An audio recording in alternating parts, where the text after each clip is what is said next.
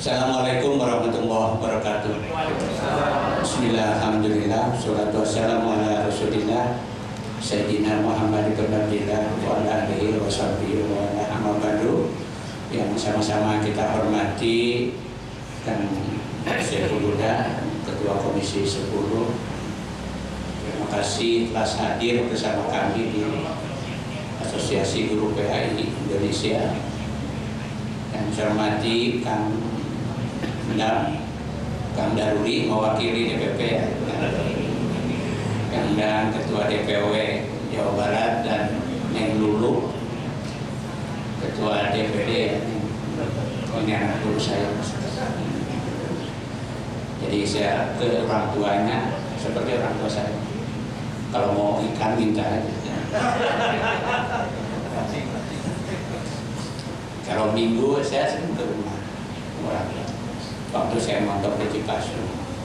Saudara moderator, saya hormati rekan-rekan para pengurus AMPAI dan guru PAI, baik yang hadir di sini maupun secara virtual. Tadi saya minta dulu, sebab saya orang dalam AMPAI, karena sehat. Saya ingin cerita gini aja. Saya ditempatkan pada tahun 2012 ya, andorinya sebagai kepala bidang yang ngurusi PAI. Itu baru pertama ada. Saya terjun di bidang yang masih hutan belantara kan. Saya harus ngurusi guru PAI. Yang kebetulan ada masalah waktu itu. Masalah PAI itu, guru PAI itu nggak jelas jenis kelaminnya. Saya ini orang dalam ya, dia itu guru agama. Agama itu urusan Kementerian Agama pusat. Tapi karena guru, dia itu pendidik, urusan pendidikan. Maka urusannya otonomi daerah. Jadi ketika ini orang tua saya siapa? Ketika lari ke Kementerian Agama, ini kan urusan pendidikan. Ya silakan aja ke bupati, ke wali kota. Ketika datang ke bupati, ini kan urusan agama. Datang aja ke Kementerian Agama. Jadi memang terlunta-lunta. Guru PAI itu terlunta-lunta. Saya tidak meratapi kita ya, tapi menturil, sehingga terjadilah ketidakadilan. Ada guru di SD, di SMP itu dikasih seragam, dikasih makan, tapi guru PAI enggak. Dipikirnya itu urusan Kementerian Agama. Ketika saya sebagai orang Kementerian Agama bicara dengan Kementerian Agama, itu kan urusan pendidikan, Pak. Kita sudah banyak keluar uang untuk tunjangan profesi. Nanti jangan-jangan uang kita dia ini saya mau cerita karena udah pensiun ini.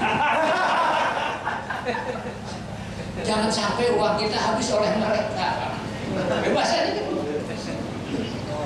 Jadi PAI itu mereka. Dan jadi nggak masuk kategori itu. Saya juga gimana ya? Sedih juga. Nah kebetulan ada Kang Daruri datang ke kantor menjelaskan soal asosiasi guru PAI. Oh ya, saya kira ini kunci di sini. Guru PAI. Datanya udah ada berapa? Yang di DPD baru 3 waktu itu. Dan baru 3 di kabupaten mana lah, saya lupa lagi 3. Akhirnya saya suruh orang kabupaten kota itu untuk bangun, untuk bentuknya. Nah sehingga dari 27 itu dalam jangka 2 tahunan lah kan gitu selesai. Kenapa saya gitu? Karena guru itu tidak mungkin mengurusi diri sendiri dalam hal kemampuan mengajar saja, tapi ada hak-hak yang harus dibela dan itu harus oleh AMPAI. Saya sarankan ke Kang Dan, AMPAI itu ngurusin politiknya, jangan ngurusin RPP. RPP urusan KKG, MGMP. Itu urusan profesi. si KKG MGMP, urusan politik kan enggak abai. Maka suarakan itu kepentingan-kepentingan. Penyakitnya tadi itu siapa bapak saya kan nggak jelas. Nasab dan nasibnya. Sampai hari ini kan ya nggak ada hari nanti Mas Uda yang menjelaskan. Sampai saat itu nggak ada. Kita hanya bisa membela guru PAI itu. Yang pertama dari sertifikasi. Tapi susah mensertifikasi karena guru PAI yang ada di SD, SMP yang honorer itu tidak ada SK-nya. Dia honor, tapi tidak ada SK-nya. Apa betul dia guru? Realnya ngajar, Pak. Tapi secara administratif saya nggak pernah melihat SK. Ada si SK dikeluarkan oleh kepala SD, kan tidak punya kewenangan. Kepala SMP tidak punya kewenangan. Akhirnya selama saya jadi kabin PAI itu paling sering saya jalan-jalan. Saya ikut Gus Dur kan jalan-jalan. Saya jalan-jalan ke setiap kepala dinas pendidikan. Saya minta itu di SKK. Duitnya ada di saya, kan gitu maksud saya. Duitnya ada di Kementerian Agama. Benar ada. Saya hanya butuh SK. Dan itu tidak membebani Pemda. Bro, itu lama nih. Lama saya. Akhirnya ada beberapa kota yang dapat hidayah. Ada juga yang enggak. Ya akhirnya banyaknya dapat lah. Sehingga diberi SK yang ditandatangani oleh bupati, diwakilkan oleh kepala dinas kan minimal eselon 2. Dengan bekal SK itulah kami bisa mensertifikasi guru yang honorer itu. Ya alhamdulillah, kebalang sakti kan. Nah, jadi memang harus ada yang melakukan itu. Terakhir tuh, Kamar Mahdan Marbawi telepon saya. Soalkan di mana di PAI? Saya bilang datang aja lah ke Mas Uda. Saya bilang datang aja. Dia kok punya perhatian. Dia perhatian. Punya perhatian penuh lah. Akhirnya dia datang, berkandang dan mendaduri ya.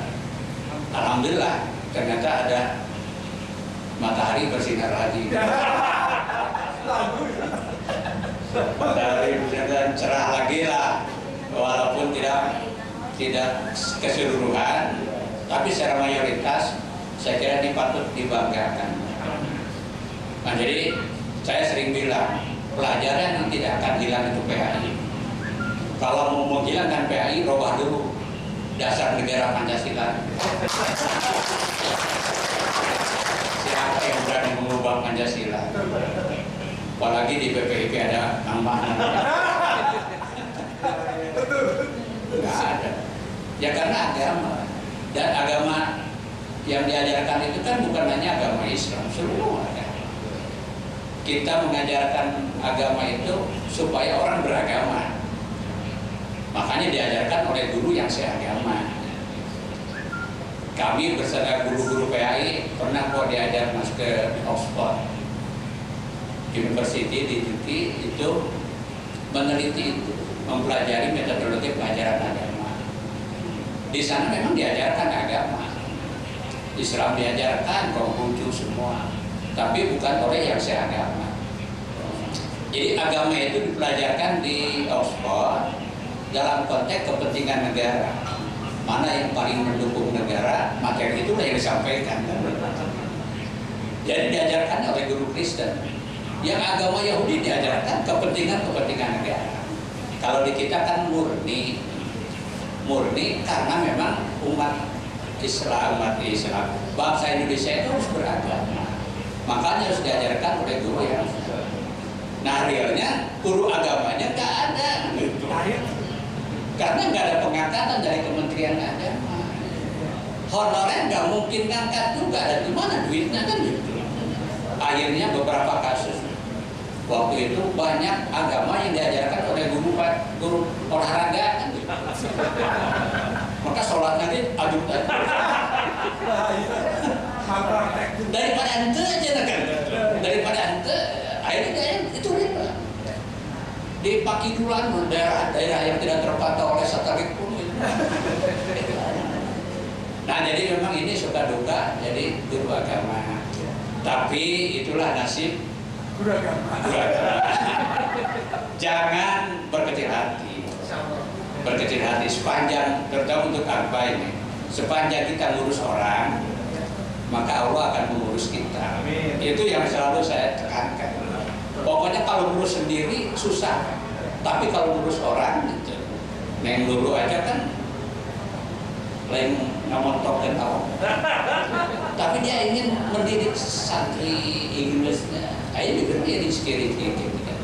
Nah, pokoknya untuk kepentingan orang, Allah itu akan memperhatikan. Nah, saya kira itu pembukaannya. Karena saya orang dalam, saya ingin juga nasihati ke guru PAI, apalagi tadi kandang konteksnya muludan. Ini masih maulid. Yang pertama, yang sering dibahas itu bahwa arsalnaka illa rahmatan lil alamin. Pertama, kajian bahasanya kebetulan nih ahli bahasa. Jadi kalau ada ma dan istisna itu namanya qasru dalam balaghah. Jadi Allah itu mengutus Nabi Muhammad hanya kan itu. Hanya qasru itu takhsis amrin bi amrin, hanya untuk rahmatan lil alamin kan. Jadi enggak ada yang lain. Pokoknya basic kita rahmatan lil alamin. Maka guru itu harus rahmatan lil alamin. Karena itu cintai muridmu. Itu basicnya. Jadi ngajar itu bukan karena hal-hal lain, karena kita sayang sama anak kita.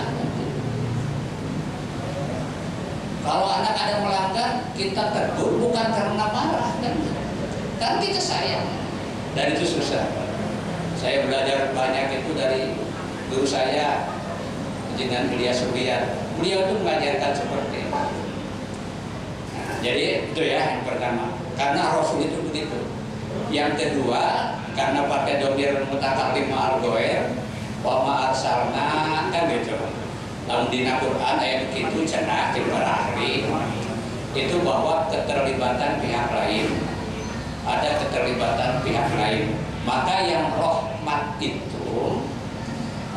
itu bukan hanya kita, maka semua harus rahmat. Ya, jadi basicnya itu. Oleh karena itu, buatlah metodologi yang mencerminkan kasih sayang. Tong rumah saya bisa baru dapat tiketnya, ulang cantik kan ya. Bukan gitu caranya. Bukan begitu cara mengajar, tapi dengan rahmat, gitu ya. Yang kedua, ini karena muludan.